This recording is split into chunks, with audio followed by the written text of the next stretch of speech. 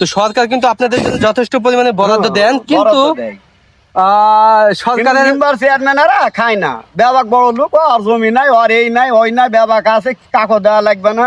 আর এখন কারা নিম্বারের দি 4-5টা করে বউ, আল্লাহ, তাহলে নিম্বারেরা খাবে না পাবলিক দিবে?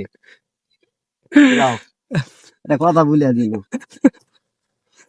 অবশ্যই দিবে। একবারে উচিত কথা বলেছে। তাহলে মেম্বারদের যদি 4-5টা করে বউ হয়, তাই নয়? আমার সালপালা আছে 18-20 তাহলে পাবলিক কি দিবে? পাবলিকে কি দিবে? আসলে আর কথাটা নিম্বারই বা কি খাবে? হ্যাঁ, সত্যি বলেছেন আসলে। তাই অসংখ্য ধন্যবাদ আর আপনাকে। ভোটের সময় তো 2 লাখ 3 লাখ করে টাকা খরচ করে, টাকা গুলো তো তোলা লাগবে নিম্বার চেয়ারম্যানেরা।